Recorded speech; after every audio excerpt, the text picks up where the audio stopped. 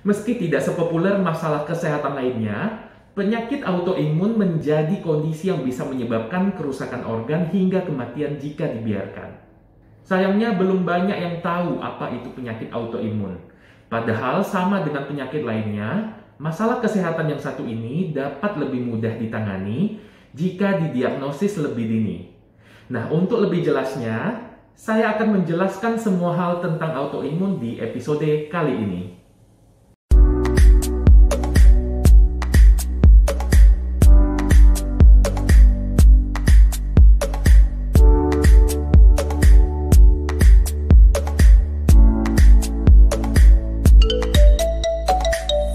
Halo, ketemu lagi dalam acara Sehat dan Pintar bersama Dr. Jeffrey. Saya yakin di antara kalian pasti pernah mendengar tentang autoimun. Nah, langsung saja yuk kita bahas. Autoimun adalah kondisi saat sistem kekebalan tubuh atau imun tidak dapat menjalankan fungsi normalnya. Padahal sistem imun bertugas melawan infeksi virus, bakteri, dan benda asing lainnya. Kegagalan inilah yang kemudian mengakibatkan sistem imun menyerang tubuh dan menimbulkan penyakit. Kondisi ini termasuk penyakit kronis yang bisa mengganggu kesehatan secara bertahap. Ada sekitar 80 jenis penyakit dalam kelompok besar autoimun dengan gejala yang berbeda-beda. Namun secara garis besar, penyakit ini terbagi dalam dua kategori, yaitu penyakit autoimun organ spesifik yang menyerang satu organ tubuh saja, misalnya vitiligo yang hanya mengenai kulit. Yang kedua, penyakit autoimun sistemik yang menyerang seluruh organ tubuh, contohnya lupus dan rheumatoid arthritis. Meski bisa menyerang siapa saja, tetapi dilaporkan bahwa 80% orang yang mengalaminya adalah wanita. Nah, apa saja gejala awal penyakit autoimun? Nah, penyakit autoimun merupakan masalah kesehatan yang berjalan dengan sangat lambat. Artinya, gangguan kesehatan ini sering kali sulit didiagnosis di awal kemunculannya. Gejalanya pun mirip dengan penyakit lain sehingga sulit untuk dikenali. Selain itu, gangguan sistem imun juga bisa menyebabkan penyakit yang berbeda-beda. Oleh sebab itu, gejalanya tidak bisa disamaratakan. Tentunya gejala yang muncul juga berbeda-beda tergantung jenis penyakitnya. Nah, saya akan menjelaskan beberapa jenis autoimun yang mungkin Anda pernah dengar sebelumnya. Yang pertama adalah lupus. Lupus merupakan salah satu penyakit autoimun yang ditandai dengan gejala awal seperti nyeri sendi kronis, sering sariawan, rambut rontok, kelainan kulit yang sulit sembuh, demam berulang, dan pucat. Jika tidak segera ditangani, tubuh akan mengalami kerusakan organ vital seperti otak, ginjal, paru-paru, dan jantung. Yang kedua adalah rheumatoid arthritis. Jenis penyakit autoimun ini menyerang persendian di seluruh tubuh, terutama tangan. Adapun gejala awal yang muncul yaitu rasa nyeri dan kaku di jari tangan, terutama pada pagi hari. Jika tidak segera diobati, penyakit ini bisa mengakibatkan kerusakan permanen dan cacat sendi. Yang ketiga adalah ankylosing spondylitis. Nah, penyakit ini biasanya lebih sering menyerang pria di usia muda dengan gejala awal yaitu sakit pinggang terutama di pagi hari dan akan membaik setelah melakukan aktivitas fisik. Namun jika tidak segera diobati, kondisi ini membuat ruas tulang belakang akan menyatu seperti bambu. Akibatnya tulang menjadi kaku sehingga mengalami kesulitan untuk membungkuk. Selanjutnya adalah skleroderma. Di awal kemunculannya, skleroderma biasanya ditandai dengan pengerasan dan penebalan pada kulit. Akibatnya kulit akan menjadi lebih kencang dan mengkilat. Selain itu, gejala lainnya yang kerap muncul yaitu perubahan warna kulit di saat cuaca dingin.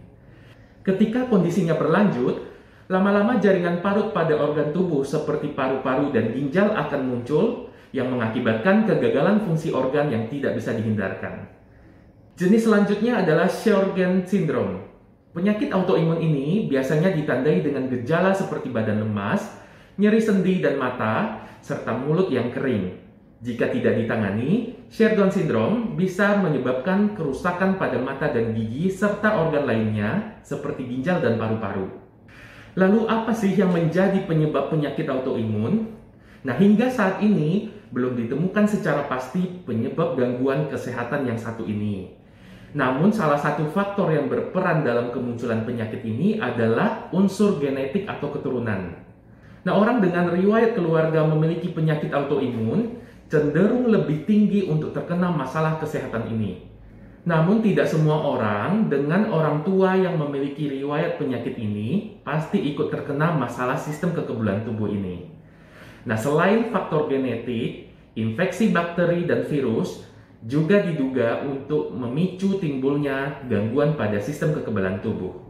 Nah, teori lain juga menyebutkan bahwa paparan terhadap bahan kimia tertentu memicu kemunculan penyakit yang menyerang sistem kekebalan tubuh ini. Lalu bagaimana cara dokter mendiagnosis penyakit autoimun? Proses diagnosis penyakit ini tidak bisa dalam sekali waktu.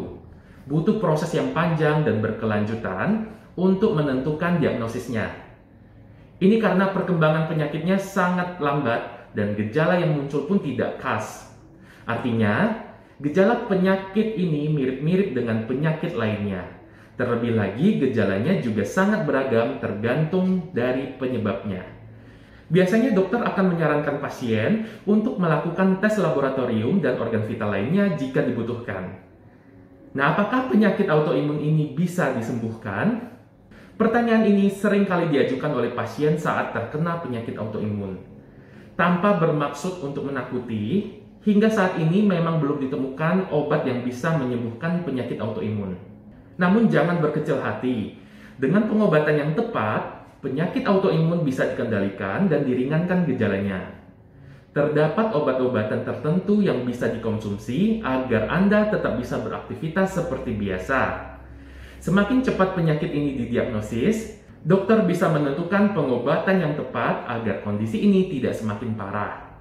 Sebagai contoh, pengobatan rheumatoid arthritis dibedakan menjadi dua macam, yaitu menggunakan obat untuk menghilangkan gejala seperti obat pereda nyeri dan menggunakan obat untuk memengaruhi dan memperlambat perjalanan penyakit seperti methotrexate dan azathioprine.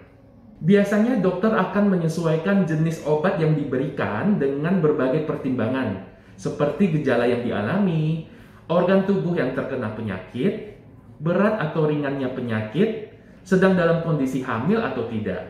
Dalam banyak kasus, rata-rata pasien autoimun terlambat mendapatkan golongan obat kedua dan hanya meminum obat penghilang nyeri saja. Akibatnya, pasien yang datang sudah dalam kondisi yang cukup parah.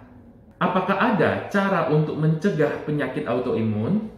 Nah, mencegah memang selalu lebih baik daripada mengobati. Namun, cukup sulit untuk mencegah penyakit autoimun karena penyebabnya tidak diketahui. Akan tetapi, beberapa usaha yang bisa kita lakukan yaitu menjaga berat badan untuk tetap ideal, kedua, tidak merokok, mencegah berbagai infeksi tubuh baik karena bakteri atau virus, dan menjaga kadar vitamin D dalam darah agar tetap normal. Lalu, apa yang perlu kita lakukan saat dinyatakan positif autoimun? Nah, saran saya, Anda perlu tetap tenang ketika dokter mendiagnosis Anda positif terkena penyakit autoimun. Usahakan untuk memeriksa kondisi secara teratur ke dokter yang menangani. Dan selain itu, penting juga untuk mulai menerapkan pola hidup sehat. Misalnya makan makanan sehat, rutin berolahraga, dan kurangi stres. Ingat, jangan tergoda oleh metode pengobatan yang belum ada bukti ilmiahnya. Sebaiknya pelajari penyakit Anda dari dokter yang bersangkutan atau sumber bacaan yang terpercaya. Nah, itulah teman-teman seputar informasi tentang penyakit autoimun, mulai dari artinya, penyebab, jenis, gejala, dan pengobatan hingga pencegahannya. Tetap jaga pola hidup bersih dan sehat agar kita semua terhindar dari segala macam penyakit. Terima kasih sudah menonton sampai habis. Jangan lupa like dan subscribe-nya. Dan sampai jumpa di episode selanjutnya.